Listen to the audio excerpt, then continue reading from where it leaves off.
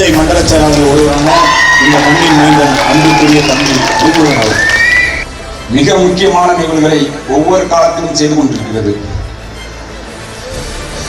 தமிழ்நாட்டிற்கு தமிழ்நாடு என்று பெயர் சூட்டும் பொழுது, அப்படி ஒரு பெயர் சூட்டினால் அது ஒரு நாடு என்று வருகிறது, அது ஒரு பிரிவினையை ஒன்று செய்யுமே அப்படி என்று சொல்லும் பொழுது அப்படியெல்லாம் கிடையாது. ஒரத்த நாடு என்று ஒரு ஊர் இருக்கிறது, அதனால் அது பிரிஞ்சா போச்சு. அதனால ஒரத்த நாடுன்னு ஒரு ஊர் இருக்கும் போது தமிழ்நாடுன்னு ஒரு மாநிலம் இருக்கலாம்னு தமிழ்நாட்டுக்கு தமிழ்நாடுன்னு பேர் வாங்கி கொடுத்தது ஒரத்த நாடு.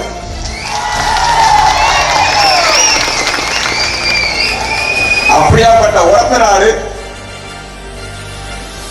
ஒவ்வொரு காலத்திலையும் ஒவ்வொரு தலைவர்களை உருவாக்கி ஆட்சி அதிகாரத்தில் நிற்க வைத்திருக்கிறது. ஐயா கலைஞருக்கு பின்னால் மாமா எல்ஜி இருந்திருக்கிறார், அம்மா ஜெயலலிதாவுக்கு பின்னால் நடராஜன் ஐயா இருந்திருக்கிறார், அளவு திருநாகேஷ் இருந்திருக்கிறார். அதுபோல அண்ணன் ஆட்சி அரியணையில் ஏற உங்க மகன் திருமுறை நிற்கிறேன். வரலாற்றை மாற்றி காட்டுவோம். ஒண்ணுதான், தமிழ் மண்ணின் மைந்தர்களை, தமிழ் மக்களுக்காக நின்றவர்களை வரலாறு மறந்திருக்கலாம், நாம் தமிழர் கட்சி மறக்காது. அப்படி தஞ்சை மண்ணில் பிறந்து தஞ்சை மண்ணில் இறந்த எங்க ஐயா நம்மாழ்வாருக்கு ஒரு நினைவேந்தல் பொதுக்கூட்டம் எடுக்கணும். ஏன்னா இந்த மண்ணும் இந்த மக்களும் நலங்கட்டு நிற்கிறதுக்கு ஒரே காரணம் இந்த 1960 வந்த இந்த பசுமை புரட்சிங்கிற விவசாய முறைதான். அதோட நோக்கம் கார்பரேட் பூச்சிக்கொல்லியையும் விதைகளையும் விற்கிறது தான். எங்க தாத்தா காலத்துலலாம் வயல்ல நடவு நட்டு கருது எடுத்துட்டு அப்படியே மீனும் பிடிச்சிட்டு வந்து குழம்பு வச்சது உண்மை சத்தியம். இதுல இங்க இருக்க அத்தனை பேருக்கும் தெரியும். அப்படி இருந்த மண்ணு என்ன ஆச்சு? அன்னைக்கு நிலத்துல நிறைய நல்ல விஷயங்கள் இருந்தது, உடல் நலம் ஆரோக்கியமா இருந்தது. இன்னைக்கு மண்ணு பூரா விஷமாச்சு. எங்க அண்ணன் எப்பயும் சொல்றது மாதிரி தாயின் பால் கூட விஷமாயி போச்சு. இதை மாத்தணும். அப்படி மாத்துறதுக்கு என்ன வழி அப்படின்னு நான் யோசிக்கும் போதுதான் அண்ணன்கிட்ட போய் சொன்ன, அண்ணா இந்த மாதிரி ஒரு நிகழ்வு இருக்கணுங்க அப்படின்னு நானும் ஐயா ஏங்கல்ஸும் அண்ணன் அன்பழகன் மருத்துவரும் இணைந்து போய் கேட்டோம். அதை நம்ம உடனடியாக செய்யணும் தம்பி, நீ உடனே ஏற்பாடு பண்ணணும் அண்ணன் சொன்னாங்க. அதன் தொடர்ச்சி தான் இந்த நிகழ்வு.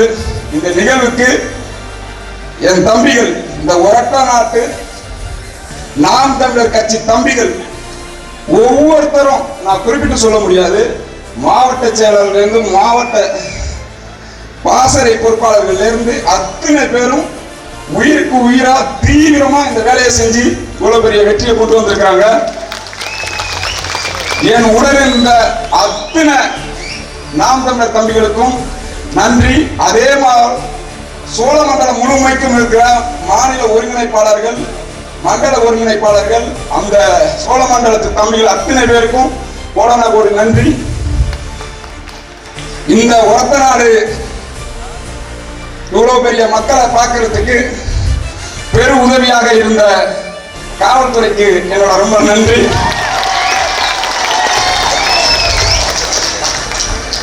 நாம் தமிழர் கட்சி எப்பயுமே எவ்வளவு பெரிய நெருக்கடியையும் அது சந்திக்கும். ஏன்னா அது காசுக்காக சேர்ந்த கூட்டம் இல்ல, தானா சேர்ந்த கூட்டம். யுத்த களத்துல விஷ குப்பியை கட்டிக்கிட்டு கொல்லுனா கொல்லும், சாகுனா சாகும். அப்படியாப்பட்ட தலைமுறையில வந்த தம்பிகள் நாங்க. ஏதோ சினிமாக்காரன் அரசியலுக்கு வந்துட்டான், உருட்டி பார்த்தா ஓடி போயிடுவான் அப்படின்னு ஒரு நாள் நினைக்காதீங்க. ஏன்னா நான் சினிமாவில இருந்து அரசியலுக்கு வந்தவன் கிடையாது. அரசியல்ல இருந்து சினிமாவுக்கு போனவன். எங்க அண்ணன் தம்பின்னு படம் எடுத்தாலும் அந்த அரசியல் தான். தம்பின்னு படம் எடுத்தாலும் அது எங்க அண்ணன் பிரபாகரன் தான். எங்க அண்ணன் டைரக்டரா இருந்தாலும் அரசியல்வாதி, அரசியல் இருந்தாலும் தமிழக நிக்கிற ஒரு தலைவன். அது மாதிரிதான் திருமுருகன் படம் எடுத்தாலும் அரசியல் தான். அதே போல அரசியல்னாலும் தமிழருக்கா நிக்கிற ஒரு தம்பி தான்.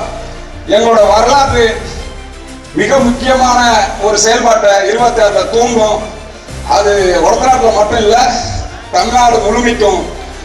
அதனால 2009 யுத்த காலத்துல போஸ்டர் அடிச்சு ஒட்டி 36 இடத்துல இங்க கருப்பு கொடி ஏத்துறவன் திருமுருகன். இலங்கை தூதரகத்துல அந்த இலங்கை தூதரத்துக்கு முன்னாடி ராஜபக்ச குடும்பம் எரிச்சு அப்படி போராடின ஒரு போராளி, ஒரு சின்ன பையன் சினிமாக்காரன் நினைச்சு இந்த இடையூறு செய்யறதெல்லாம் இதோட நிறுத்திக்கிங்க. நன்றி வணக்கம். நாம் தமிழர் 26 வென்றே தீர்வோம். நன்றி வணக்கம்.